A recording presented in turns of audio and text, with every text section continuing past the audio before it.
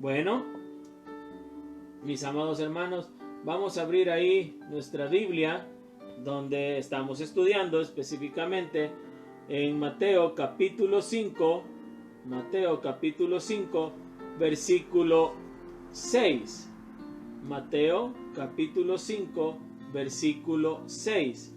Y vamos a volver a leer este capítulo o este versículo para entrar en detalle y en contexto de lo que vamos a estudiar, y vamos a hacer un pequeño repaso de lo que vimos en la mañana. Les recuerdo que estamos estudiando las bienaventuranzas. Vamos a estudiar toda la serie del Sermón del Monte, que son 3 capítulos. Este es probablemente el sermón más largo que Jesús predicó, o el discurso más largo que Jesús dijo. Hay más discursos o más sermones de Jesús en la Biblia. Por ejemplo, Mateo 24 y 25 es otro de sus discursos. Y así hay otros discursos en la palabra del Señor pronunciados por nuestro Señor Jesucristo. Pero este es como que el sermón más largo que Él predicó.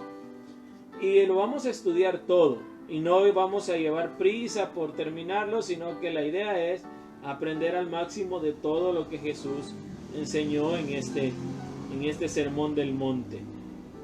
Probablemente no fue esta la primera vez que Jesús lo predicó, o la única vez, mejor dicho, que Jesús lo predicó, sino que muy probablemente lo predicó más de una vez, porque en el Evangelio según Lucas también podemos encontrar este mismo sermón, solo que de una manera mucho más corta, y lo encontramos de una manera diferente. Aquí dice que Jesús estaba en el monte.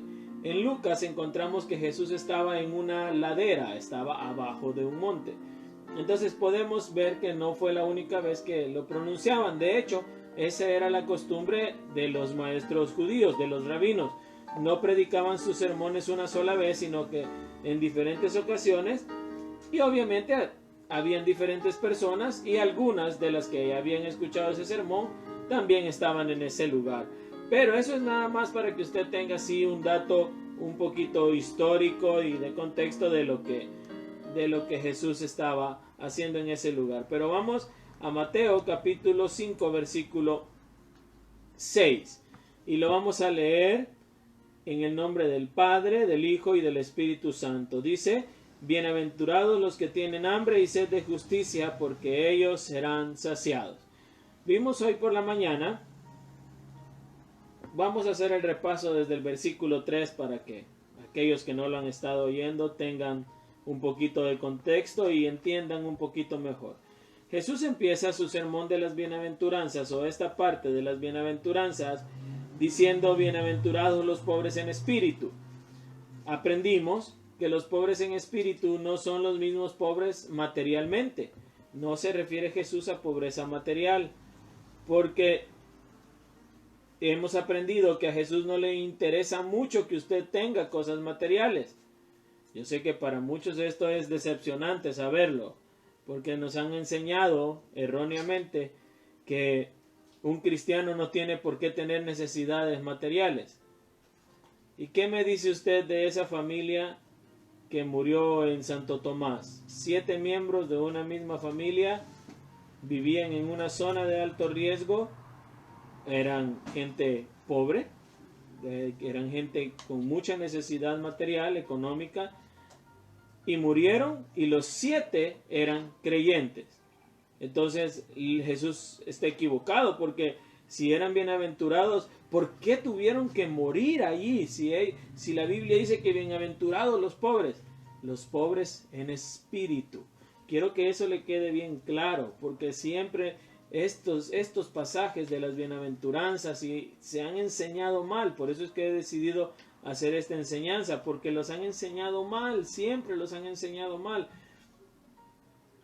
Dice: bienaventurados los pobres en espíritu. Y un pobre en espíritu es aquel que ha reconocido la necesidad que tiene de un Salvador.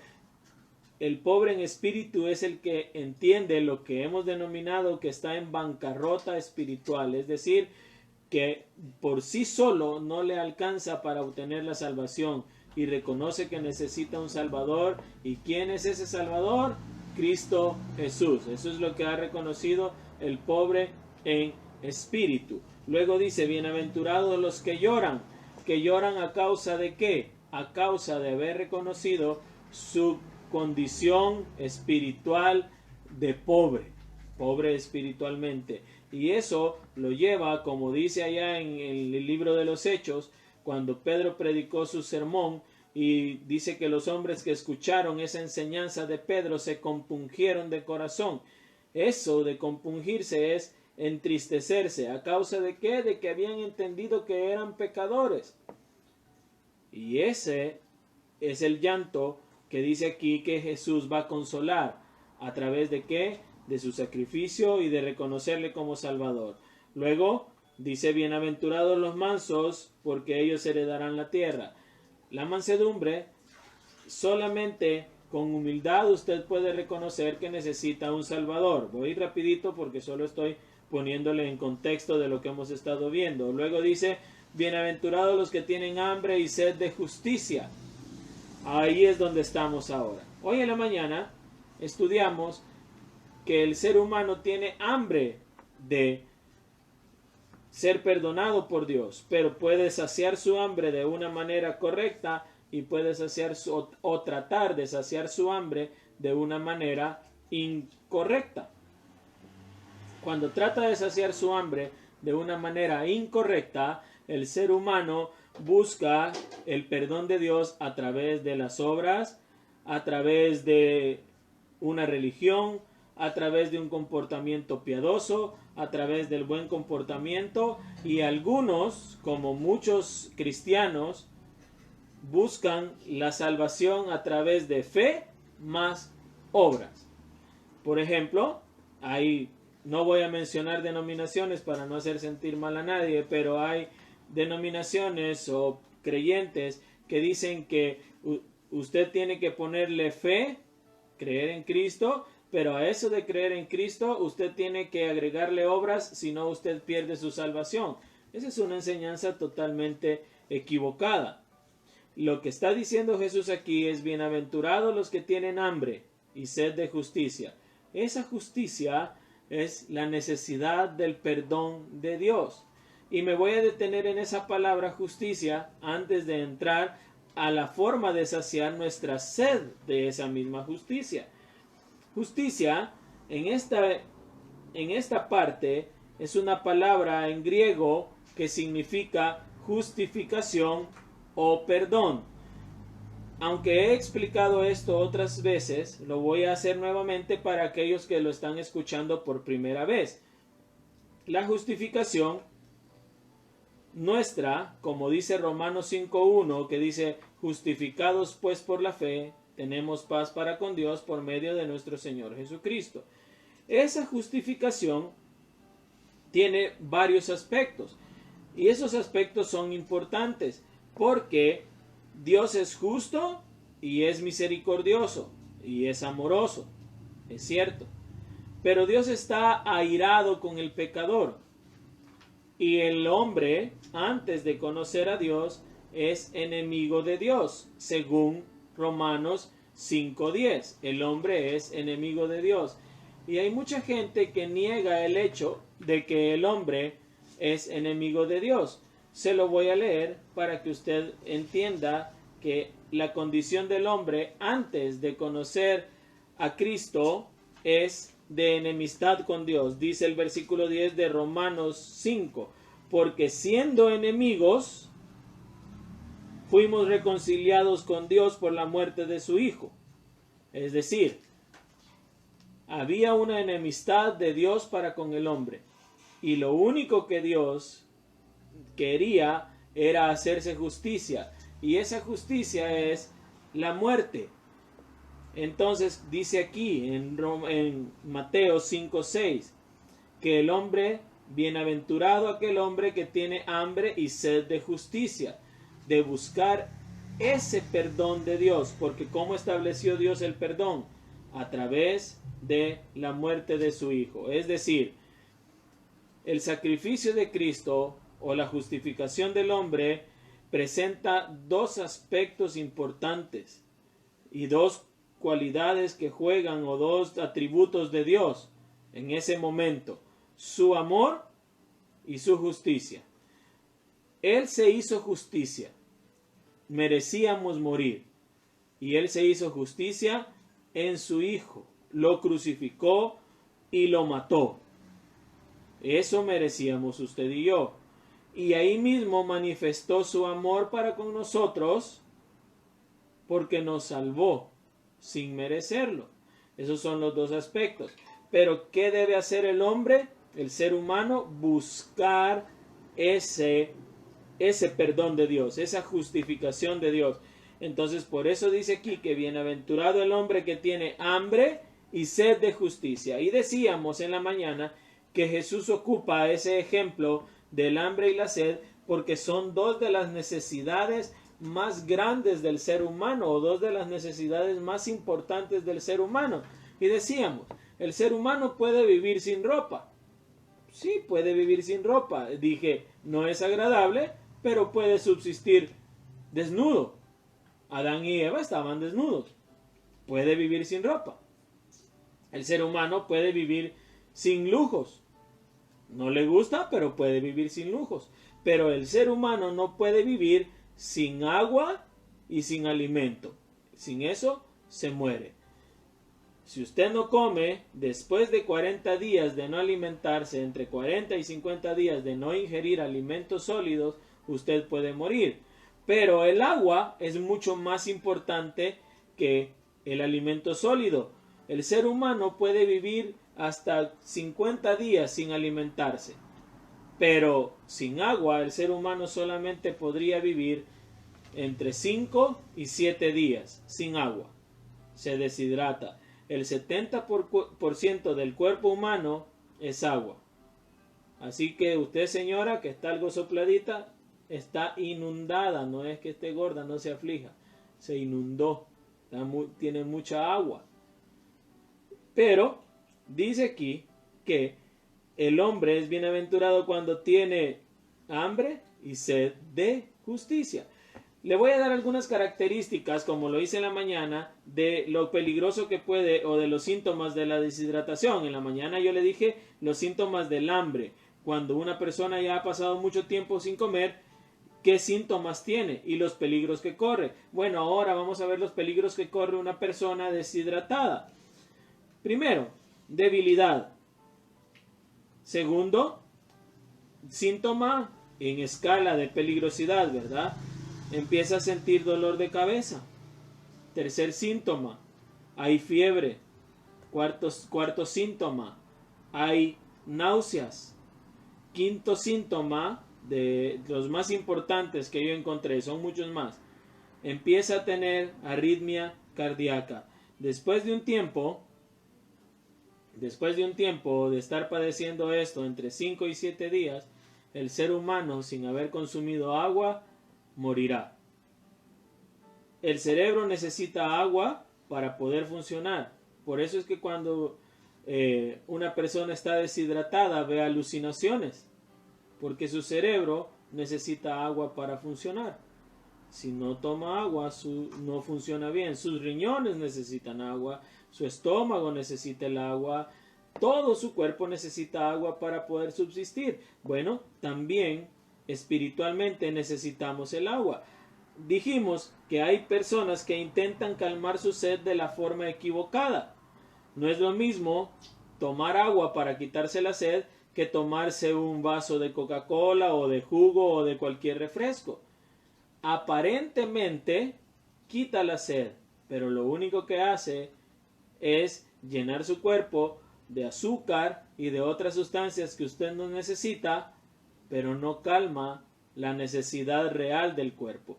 Es igual con la sed espiritual. El ser humano tratará en muchas ocasiones de calmar su sed o de calmar esa necesidad del perdón de Dios con otras cosas que no tienen nada que ver con lo espiritual, y buscará hacerlo de diferentes maneras, pero lo triste de eso es que siempre fallará. Ahora, para que podamos entender cómo vamos a obtener nosotros la calma para nuestra sed espiritual, acompáñenme al Evangelio según San Juan capítulo 4 versículo 1. hay una historia que yo creo que usted conoce, la hemos leído a lo mejor muchas veces en la palabra del Señor, pero quizás muy pocas veces nos hemos detenido a entenderla. Así que vaya conmigo al capítulo 4, versículos del 1 al 42.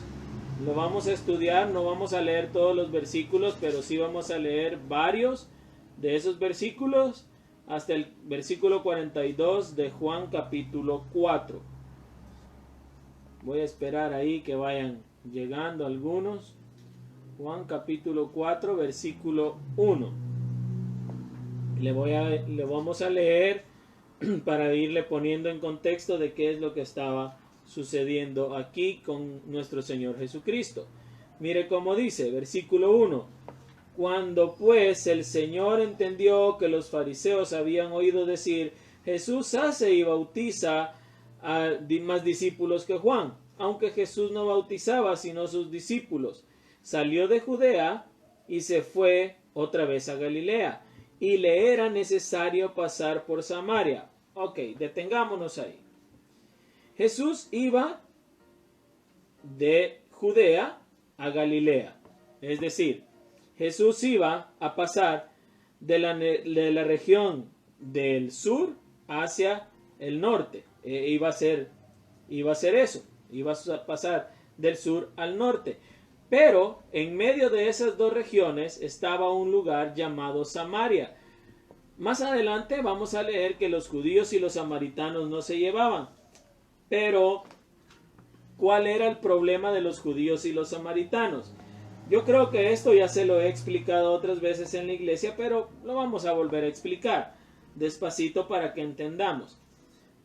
Asiria, el reino de Asiria o el imperio asirio, conquistó el reino del norte, la parte de arriba, el reino del norte. Conquistó a Asiria, conquistó el reino del norte. Luego el rey Nabucodonosor conquistó el reino del sur y ahí hubo cautiverio para el pueblo de Israel. Pero no todos los israelitas fueron llevados cautivos. Hubo una parte que se quedó y eran los samaritanos. Samaria ya existía como parte del pueblo de Israel, ya existía. Pero estos samaritanos que se quedaron tuvieron un suceso bien interesante.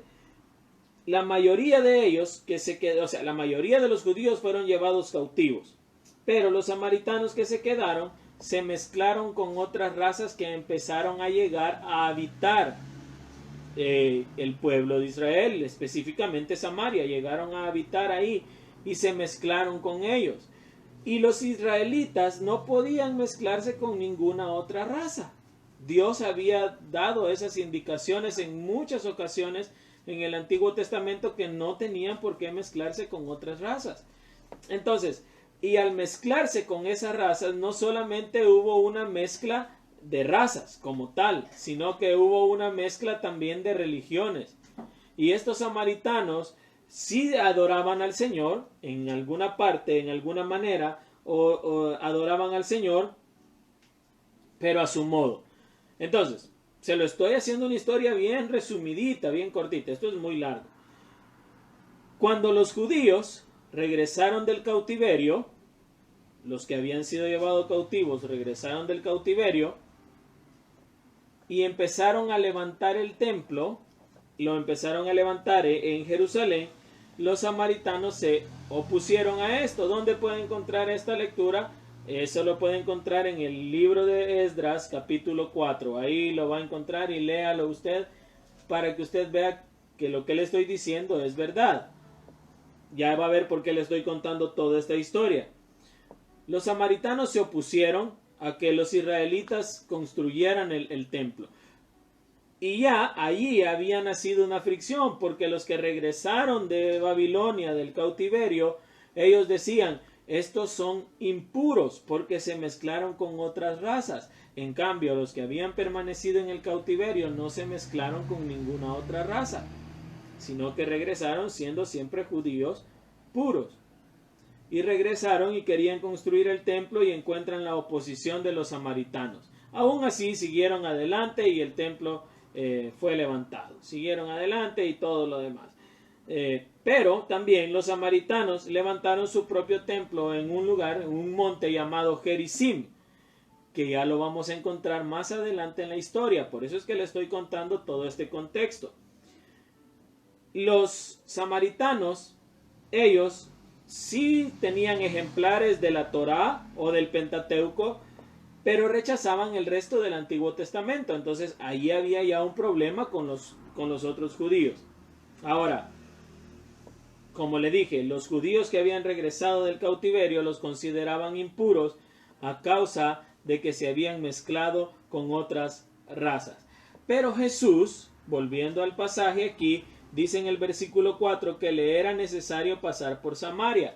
¿Qué es lo que hacían? Como judíos y samaritanos no se llevaban, cuando querían pasar ya sea de Galilea hacia Judea o de Judea a Galilea, lo que tenían que hacer para no pasar en línea recta por Samaria era rodear. Se cruzaban el río Jordán, pasaban del otro lado del río Jordán, rodeando Samaria para no pasar por Samaria, y cuando ya iban a entrar a la ciudad, ya sea a Galilea o a Jerusalén o a Judea, entraban otra vez y se cruzaban el río Jordán, pero no pasaban por Samaria. Pero en esta ocasión Jesús decide pasar por Samaria y se atraviesa Samaria, se lo cruza. Me imagino que los discípulos han de haber dicho: Señor, pero ¿y cómo vamos a pasar por Samaria si mira, judíos y samaritanos no se llevan? Judíos y samaritanos no nos llevamos. No es correcto. ¿Recuerda usted la parábola del buen samaritano? Ayudó a uno que era judío. Por eso es que Jesús hizo énfasis en que era samaritano. Y no es parábola, es una historia real. ¿Por qué sabemos que es real? Porque menciona un lugar. Dice que descendía de Jerusalén a Jericó. Entonces hay dos lugares, y menciona también el lugar de donde era el que ayudó al que había sido golpeado. Era samaritano. Entonces no es una parábola, sino que sucedió realmente.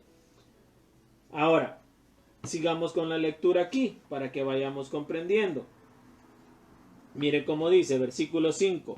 Vino pues a una ciudad de Samaria llamada Sicar, junto a la heredad de Jacob, y junto a la heredad que Jacob dio a su hijo José, y estaba ahí el pozo de Jacob. Entonces Jesús, cansado del camino, se sentó así junto al pozo.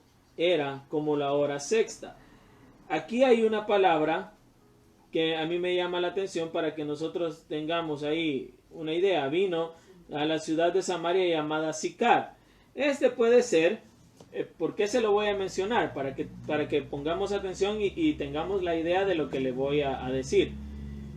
Vino pues a una ciudad de Samaria llamada Sicar. Esta ciudad puede ser, según lo que yo he leído, la misma ciudad llamada en el Antiguo Testamento Siquem, que está cerca o al pie del monte Gerizim.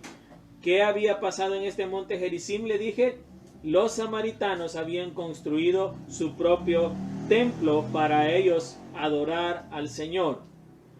Y más adelante la mujer samaritana va a mencionar, esta mujer con la que Jesús se va a entablar una conversación en este momento, va a mencionar este monte Gerizim. Y me llama la atención, vamos a ir sacando algunas verdades aquí, algunas cosas que yo quiero que usted me preste atención. Dice, vino y estaba allí el pozo de Jacob. Entonces Jesús, cansado del camino, se sentó así junto al pozo. Era como la hora sexta. La hora sexta era como las 12 del mediodía, porque los judíos empezaban a contar el día, el día como cuando sale el sol, pues, desde las 6 de la mañana. Entonces, a las 12 del mediodía era la hora sexta. Estaba a esa hora Jesús. La hora donde hay más sol, la hora donde hay más cansancio, tenía sed. ¿Y qué estamos viendo de Jesús acá? Estamos viendo de Jesús acá que tenía naturaleza humana. Se sentó cansado. Y podrá decir usted, pero Sí era Dios, sí, pero era 100% hombre también. Sigamos leyendo, versículo 7. Versículos 7 y 8 para seguirle explicando. Vino una mujer de Samaria, obviamente estaba en Samaria, tenía que ser una mujer samaritana, ¿verdad? A sacar agua, y Jesús le dijo, dame de beber, pues sus discípulos habían ido a la ciudad a comprar de comer. Bueno, me va a decir usted ahorita, pero ¿cómo es que Jesús se sentó cansado y sus discípulos fueron y mandó a sus discípulos a comprar de comer? Entonces Jesús era más débil que sus discípulos. Cálmese, hermano. Vamos a entenderlo de dos maneras, porque mucha gente quiere sacar de estas cosas o hacer así como que era Superman Jesús, ¿verdad? Espéreme, vamos a ir poniendo esto en contexto para irlo entendiendo. Lo voy a explicar. ¿Quién podría estar más cansado humanamente? Si Jesús era obviamente hombre y físicamente se agotaba, ¿quién podría estar más cansado? Él, que se encargaba de predicar y se encargaba de llevar los sermones y tenía que hacer un esfuerzo más grande, o sus discípulos que simplemente eran observadores. ¿Quién podría estar más cansado? Pues obviamente tendría que estar más cansado nuestro Señor Jesucristo. Por eso Él se sienta junto al pozo. Pero no solamente por eso. Jesús tenía una misión que cumplir al sentarse en ese pozo. Y Él, siendo Dios, présteme atención, en su omnisciencia sabía que esta mujer samaritana iba a llegar a sacar agua a ese pozo. Pero sigamos leyendo, versículo 9. Jesús en el 7 le pide agua, le dice, dame de beber. Porque, imagínense, si en la mañana vimos que Jesús hizo la multiplicación de los peces y los panes, y aquí tenía sed y tenía hambre, ¿por qué aquí no multiplicó de algún lado, hizo aparecer agua y comida? No era en ese momento la misión de Jesús. No era en ese momento la misión de Jesús. Y Jesús, lo que estamos viendo aquí, es que Él se adecuó a vivir la vida como la vivió cualquier ser humano, con las necesidades de un ser humano, con los sentimientos de un ser humano, con las sensaciones de un ser humano. Estaba cansado, tenía sed, y también en la cruz dijo, tengo sed. Entonces vivió como un ser humano normal. Él vivió así. De hecho, dice la palabra de Dios que no vimos ninguna hermosura en su rostro mientras fue un ser humano. No era un ser humano espectacular. Era un ser humano común y corriente, con una naturaleza divina. Era Dios en un cuerpo humano. Y al saber eso, Jesús llega a ese pozo y Él sabía que iba a entablar esta conversación que vamos a ver a continuación con esta mujer samaritana. Mire cómo dice, versículo 9. La mujer samaritana le dijo, ¿cómo tú, siendo judío, me pides a mí de beber, que soy una mujer samaritana? Porque judíos y samaritanos no se tratan entre sí. Ahora ya me entendió por qué le conté toda la historia que le conté al principio para llegar aquí. Los judíos y los samaritanos no se llevaban. ¿Por qué? Porque tenían ese pleito que le conté al principio. Que espero que le haya quedado claro. Espero que lo haya entendido. Sigamos leyendo. Ya le voy a dar algunas explicaciones ahí. Versículo 10. Mire cómo dice. Respondió Jesús y le dijo, si conocieras el don de Dios y quién es el que te dice dame de beber, tú le pedirías y él te daría agua viva. La mujer en el versículo 9 toma una actitud, por decirlo así, un poquito agresiva y le dice, ¿y por qué me estás pidiendo agua si yo soy samaritana y vos sos judíos y nosotros ni bien que nos caemos para que me estés pidiendo que yo te dé agua? O sea, la mujer le estaba diciendo, oh, pedirme agua a mí. No, hombre, pena te debería de dar si fuera salvadoreña, o así hubiera dicho, para que usted me entienda de mejor manera. no se llevaban. Es como que alguien que le caiga mal a usted le pida un favor. Algo así es lo que estaba sucediendo aquí. Y viene Jesús y le dice, ay, mujer, ¿no sabes cuál es el don de Dios? Porque Jesús entendió, présteme atención en esto, por eso le conté toda la historia que le conté al principio. Jesús entendió que la mujer se estaba refiriendo al hecho de por qué no se llevaban bien. Atrás de la pregunta de la mujer que le dice, ¿por qué si yo soy samaritana me pedís agua? Porque los judíos y los samaritanos no se tratan. Jesús estaba entendiendo perfectamente a todo lo que yo le conté y a eso se estaba refiriendo la mujer cuando le dijo que no se llevaban bien, por eso, porque tenían un pleito, que ellos eran descendientes de Jacob igual que los otros, y por eso menciona la historia el pozo de Jacob, porque los samaritanos se sentían orgullosos de ser descendientes de Jacob.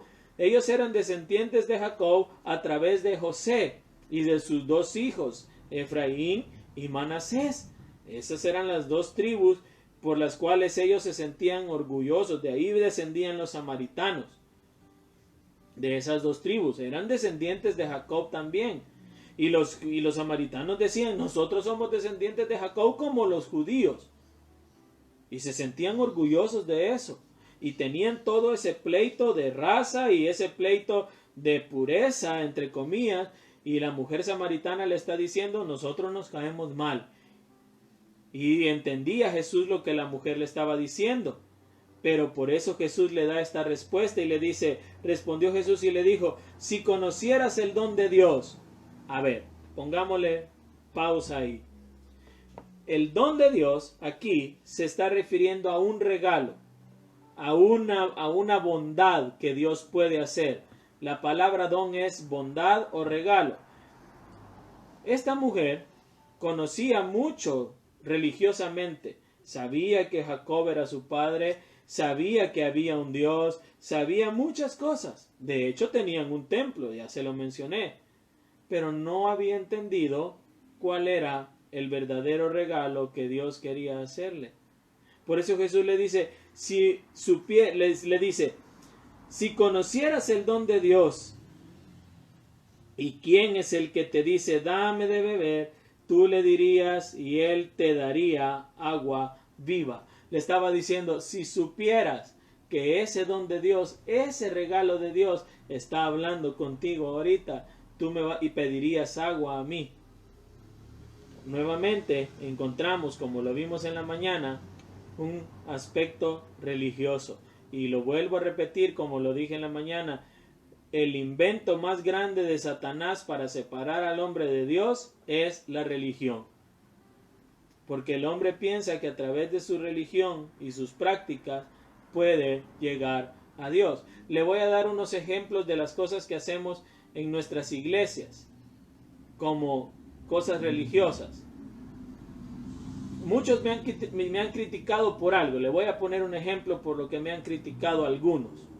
Mira, deberías de cantar antes de predicar ahora que estás transmitiendo. No, hombre, vos no te ocupás de la alabanza. ¿A dónde dice la Biblia que usted y yo tenemos que cantar en un culto?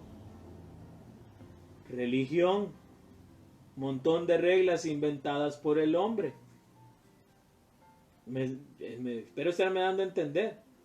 Son cosas que le va poniendo el hombre para acercarse más a Dios. Ese es un ejemplo pequeño de lo que hacemos en nuestras iglesias, por ejemplo. ¿Y qué tal si un día llego yo a la iglesia y yo digo, hoy no van a haber alabanzas? Abran su Biblia, hora y media dedicada a leer la palabra del Señor. Y no vieron alabanzas. Eso es la actitud de un religioso. Pues esta mujer tenía una actitud religiosa. Y Jesús le dice, yo estoy hablando contigo, el agua viva, lo que tú necesitas. Pero sigamos leyendo. Sigamos leyendo. Dice el versículo, bueno, antes de pasar al siguiente versículo, estamos en el 10, mire cómo dice, respondiendo Jesús le dijo, si conocieres el don de Dios, y quién es el que te dice, dame de beber, tú le pedirías y él te daría agua viva. En muchos versículos del Antiguo Testamento, se refieren a la sed de Dios como a la búsqueda de agua. Vaya conmigo, Salmos 42.1, solo para ponerle un ejemplo. Salmos 42.1. Salmos 42.1. Lo vamos a leer para que usted vea. Salmos 42.1. Mire cómo dice. Como el ciervo brama por las corrientes de las aguas, así clama por ti, oh Dios, el alma mía. Cuando el ser humano tiene sed de Dios. Y Jesús le está diciendo, vos no has encontrado la forma correcta de saciar tu sed. Le está diciendo a la mujer samaritana. Busque un salmo más conmigo, el 36.9. Salmos 36.9. Mire cómo dice, lo leo para usted. Porque contigo está el manantial de la vida, y en tu luz veremos la luz. Aquí, Dios es el manantial de vida. ¿Y quién está hablando con la mujer samaritana? Jesús, Dios hecho hombre. Luego, vamos al versículo 11 de Juan capítulo 4. Es solo para ponerle unos ejemplos de lo que dice Jesús. Ahora dice el versículo 11. La mujer le dijo, Señor, no tienes con qué sacarla. El pozo es hondo. ¿Dónde pues tienes el agua viva? No había entendido la mujer todavía. Le estaba diciendo, Señor, ¿y de dónde vas? ¿Con qué vas a sacar el agua? Mira, no traes con qué sacarla y el pozo está profundo. Pero veamos la respuesta de Jesús en el 12. Dice, sigue hablando la mujer. Mire, aquí usted puede ver en este versículo, vamos a poder ver que lo único que la mujer tenía era un conocimiento religioso. ¿Acaso eres tú mayor que nuestro padre Jacob, que nos dio este pozo, del cual bebieron él, sus hijos y su ganado? ¿Qué le dije al principio? Estaban en el pozo de Jacob y estaba diciendo la mujer, este pozo nos lo heredó nuestro padre. ¿Y quién era Jacob, verdad? El patriarca de Israel. Cuando Dios le cambió el nombre, se llamaba Jacob y le puso por nombre Israel. ¿Y cómo se llama la nación? Se llama Israel. Entonces se sentían muy orgullosos de eso. Pero no me voy a detener ahí. Versículo 13. Respondió Jesús y le dijo, cualquiera que bebiere de esta agua volverá a tener sed, mas el que bebiere del agua que yo le daré no tendrá sed jamás, sino que el agua que yo le daré será en él una fuente que salte para vida eterna. Mire qué interesante. Jesús le está diciendo a la mujer aquí, obviamente, mejor dicho, para que usted me lo entienda de mejor manera, Jesús no se estaba refiriendo al agua del pozo. Jesús no se estaba refiriendo al H2O, que es la fórmula química del agua. Jesús estaba refiriendo a él mismo. Y en la Biblia, una de las formas de llamar al Espíritu Santo es el agua. Es uno de los simbolismos del Espíritu Santo. Y Jesús está aquí haciendo una promesa universal a esta mujer. Una promesa que ahora nos abarca a todos los que hemos conocido a Cristo como nuestro Salvador. Para que me lo pueda entender mejor, acompáñenme ahí adelantito a Juan capítulo 7, versículos 37 al 39. Pero acompáñenme, busque ahí en su Biblia, por favor.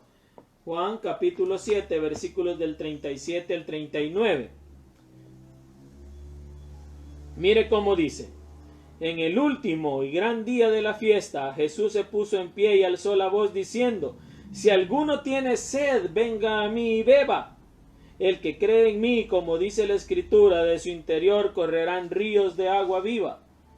Esto dijo del Espíritu, con mayúsculas, se está refiriendo al Espíritu Santo, que habían de recibir los que creyesen en él.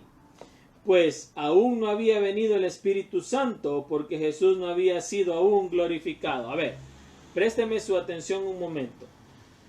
Jesús le está diciendo a la mujer, si tú crees en mí, yo te voy a dar agua viva. Y esa agua viva, si lo entendió en estos versículos que acabamos de leer, es el Espíritu Santo. Jesús murió. Antes de morir dijo a sus discípulos, yo me voy, pero no los dejo huérfanos. Enviaré un consolador. Y ese consolador es el Espíritu Santo. pero Jesús tenía que ser glorificado. O sea, morir, resucitar, ir con el Padre. Cuando Jesús resucitó, aparece María, su madre, y Jesús le dijo: no me toques, porque aún no he subido al Padre, aún no había sido glorificado. Luego, tiempo después, Jesús aparece a sus discípulos en medio del cuarto donde estaban con un cuerpo glorificado. Luego Jesús asciende, 50 días después, asciende al Padre y les hace una promesa que encontramos en Hechos 1:8 y les dice: recibiréis poder cuando haya venido sobre vosotros el Espíritu Santo. Hechos capítulo 2 nos narra cómo ese Espíritu Santo desciende sobre los discípulos. Y ahora, todos aquellos que hemos creído en Cristo, tenemos el Espíritu Santo. Esos ríos de agua viva de los que está hablando acá. Vamos nuevamente al capítulo 4 de Juan y vámonos hasta el versículo 15. Después que Jesús le hubo dicho esto, mire lo que responde la mujer en el versículo 15. La mujer dijo: Señor, dame de esa agua para que no tenga sed, ni venga aquí a sacarla. Mire, aquí le dice la mujer: quiero beber de esa agua. Como que entendió un poco, más o menos. Pero ahora viene Jesús y para reafirmar la enseñanza, mire lo que le dice. Esto es interesantísimo, lo que Jesús le dice a la mujer. Le dijo: ve, llama a tu marido y ven acá. Jesús, a ver, présteme atención. Recuerde que Jesús era omnisciente. Él sabía todo.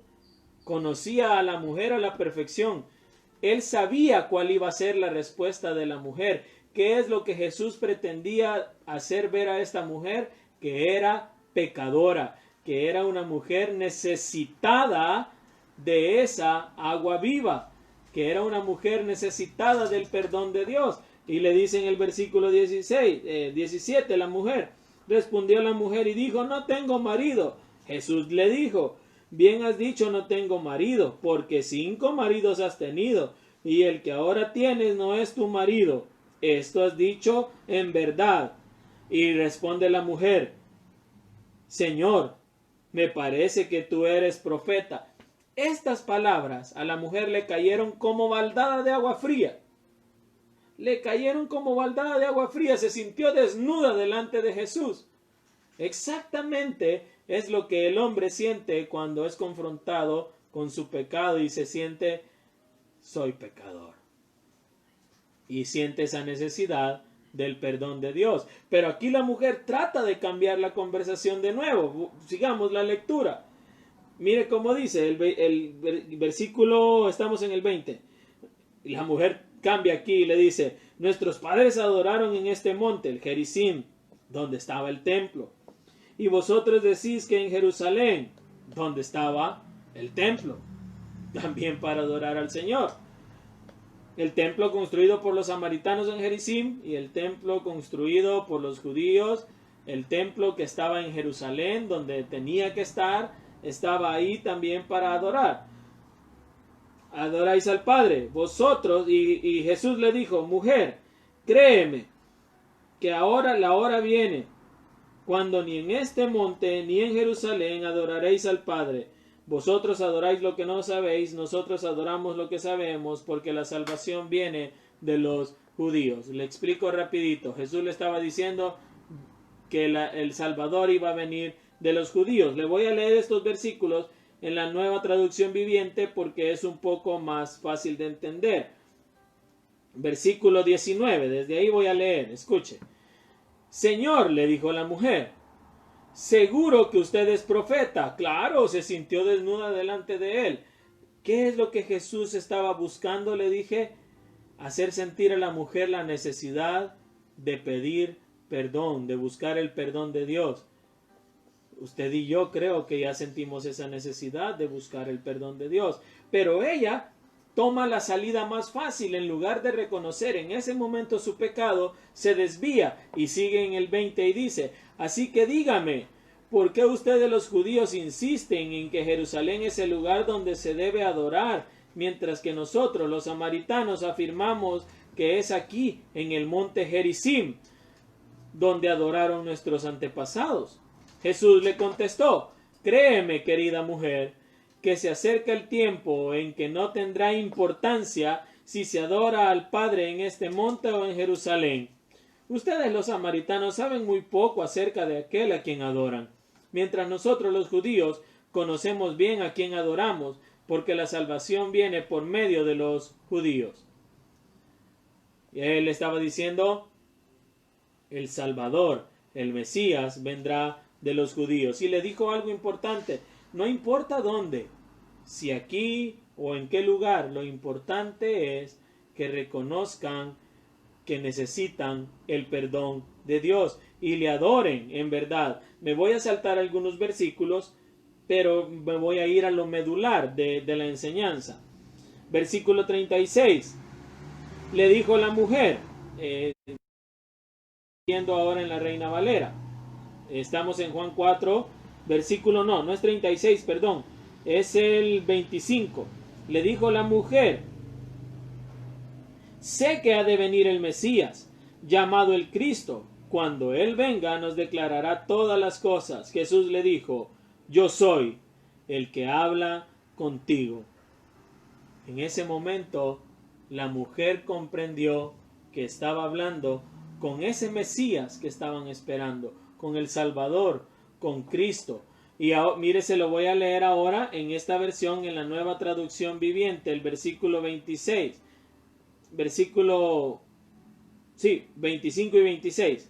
La mujer dijo: sé que el Mesías está por venir, al que llaman Cristo. Cuando Él venga, nos explicará todas las cosas. Entonces Jesús le dijo: yo soy el Mesías. Me llama la atención mucho lo que sucede aquí y cómo pasa esto. Ahora, sigamos, busquemos unos versículos más adelante. El 29. Esto es lo interesante. Mire aquí. 29.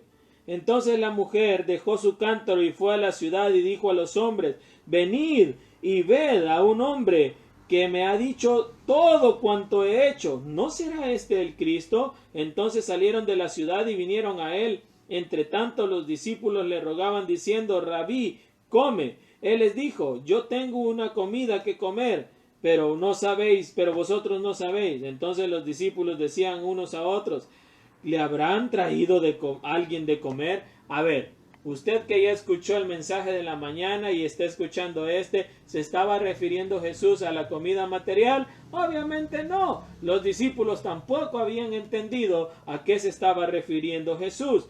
Pero usted y yo sí ya lo entendemos. Se estaba refiriendo al alimento espiritual. Versículo 34. Jesús les dijo: mi comida es que haga la voluntad del que me envió y que acabe su obra. ¿No decís vosotros: aún faltan 4 meses para que llegue la siega? He aquí os digo: alzad vuestros ojos y mirad los campos, porque ya están blancos para la siega. ¿Qué les estaba diciendo Jesús? Ahí afuera hay un montón de gente que necesita oír y que necesita que le digan que deben buscar el perdón de Dios. ¿Ha escuchado alguna vez usted esa palabra que dicen algunos pastores o algunos hermanos? Tengo un campo blanco. De aquí lo toman. ¿Qué quieren decir? Allá estoy trabajando con gente a la que estamos compartiéndole el evangelio, haciéndole ver la necesidad de que necesitan un Salvador. 36. Y luego le explico algunas cosas, pero solo quiero terminar la lectura. Y el que siega recibe salario y recoge fruto para vida eterna, pero para que el que siembra se goce juntamente con el que siega. Versículo 37. Porque en esto es verdadero el dicho: uno es el que siembra y otro es el que siega. Claro, así es el evangelio. Uno comparte y a veces otro es el que llega y solo llega a orar con la persona para que reciba a Cristo. Estoy tratando de resumirlo lo más que puedo en este momento. Yo os he enviado a cegar lo que vosotros no labrasteis. Otros labraron y vosotros habéis entrado en sus labores. Y muchos de los samaritanos de aquella ciudad creyeron en él por la palabra de la mujer, que daba testimonio diciendo: me dijo todo lo que he hecho. Entonces vinieron los samaritanos a él y le rogaron que se quedase con ellos, y se quedó allí 2 días. Y creyeron muchos más por la palabra de él, y decían a la mujer: ya no creemos solamente por tu dicho, porque nosotros mismos hemos oído, sabemos que verdaderamente este es el Salvador del mundo, el Cristo. A ver, ya no vamos a leer más, ahora le explico. Esta mujer en el versículo 29 deja su cántaro en ese lugar y sale a decirles: este hombre me declaró todo lo que yo dije. ¿Qué fue lo que les dijo la mujer? Este hombre me hizo ver que yo soy pecadora. Y les compartió: mire, aquí está la primera misionera, si lo quiere ver de esa manera. Esta es la primera misionera, la mujer samaritana, la primera que salió a compartir la palabra con otros. Pero ¿qué le había dicho Jesús? En el versículo 14 le dice: mas el que bebiere del agua que yo le daré no tendrá sed jamás, sino que el agua que yo le daré será en él como una fuente de agua que salta para vida eterna. ¿Qué hacen las fuentes? Brotan y brotan y brotan y brotan agua. ¿Qué fue lo que hizo esta mujer? Inmediatamente comprendió que Jesús era el Salvador, que Jesús era el Mesías, que Jesús era el Cristo.